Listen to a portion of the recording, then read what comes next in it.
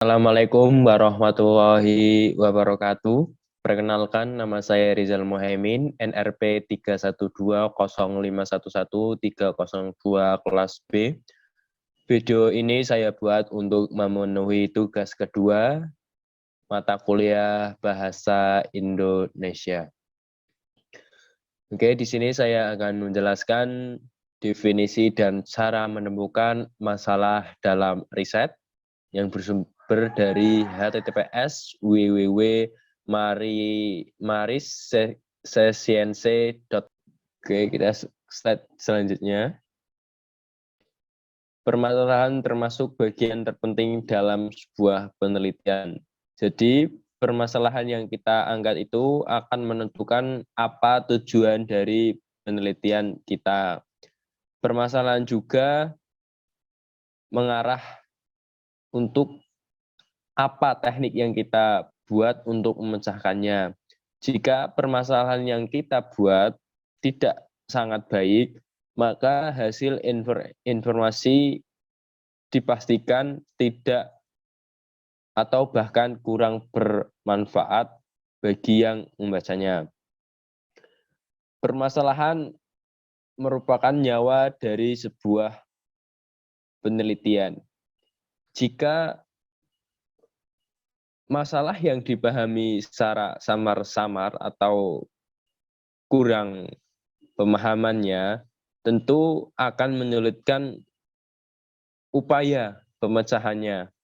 Boleh dikatakan permasalahan yang sudah dirumuskan dengan tepat itu dipersepsikan sama oleh semua orang.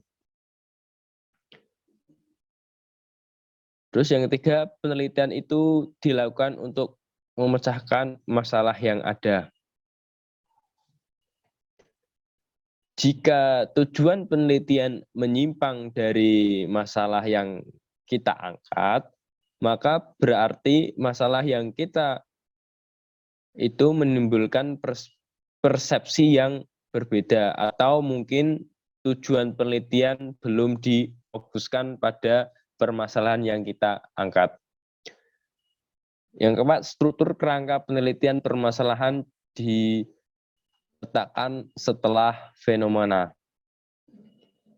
Itu dapat diartikan permasalahan lahir itu dari fenomena yang real. Berarti permasalahan kita akan mempengaruhi seluruh bagian dalam penelitian yang kita lakukan. Oke, next selanjutnya. Definisi masalah. Menurut KBBI, masalah diartikan sebagai suatu yang harus diselesaikan. Misalnya masalah produktivitas, masalah ekonomi, masalah negara, dan lain-lainnya. Oke, kita next.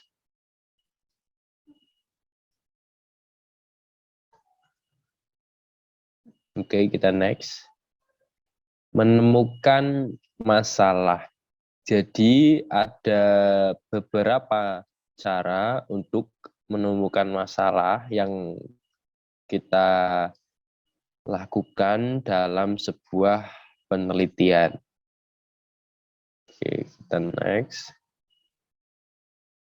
Menurut Muhammadi itu ada dua cara menemukan masalah dalam sebuah penelitian. Yang pertama, penemuan pasif adalah penelitian dengan temuan masalah yang telah ada atau penelitian datang berdasarkan otoritas. Misalnya, permintaan penelitian yang datang dari pimpinan suatu lembaga penelitian atau dari suatu sponsor.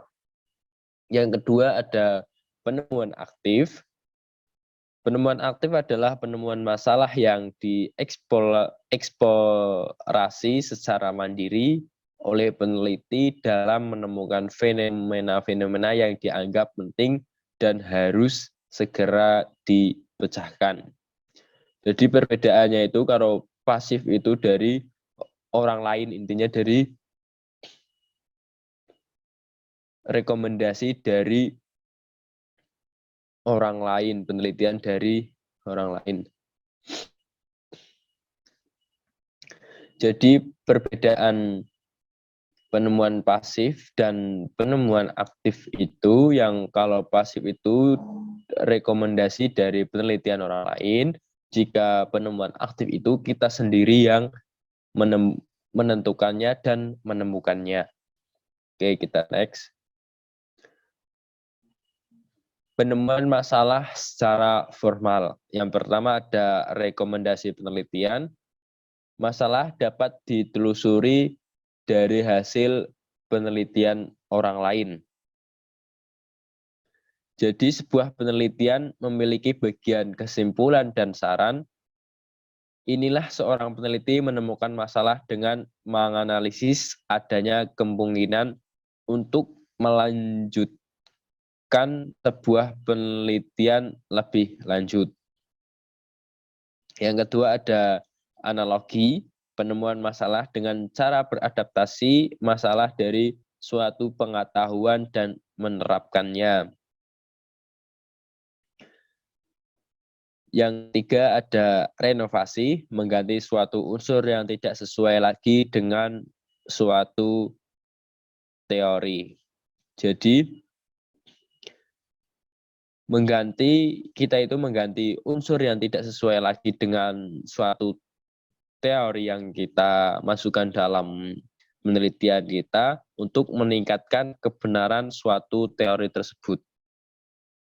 Yang keempat ada dialektikal, bantahan terhadap suatu teori tertentu. Jadi cara penemuan masalah ini itu kita membuat tren permasalahan yang kita hadapi, yaitu kita membuat teori yang baru, maksudnya itu.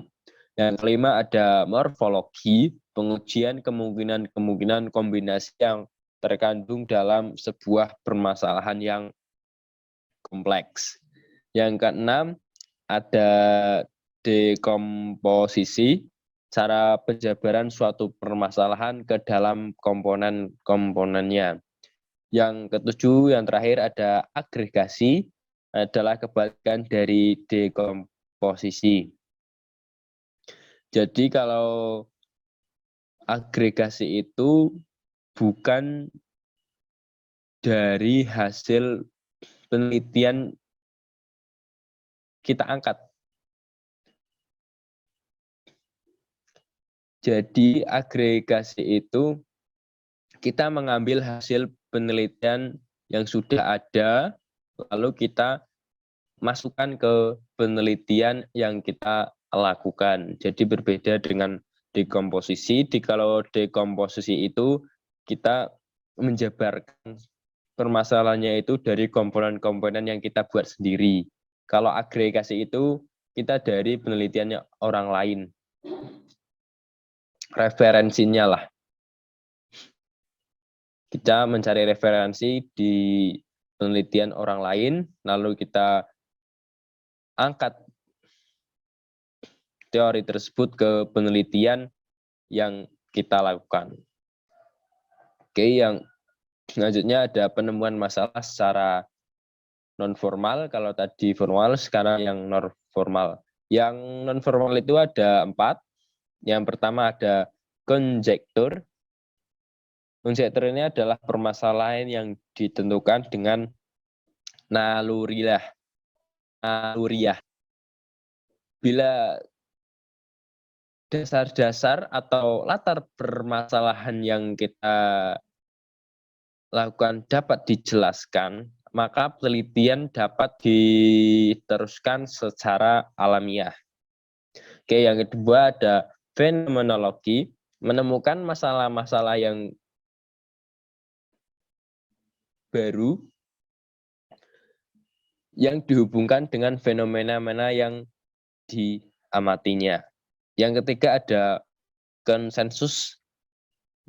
Konsensus ini penemuan masalah dari hasil kesepakatan para ahli dalam suatu bidang yang sama.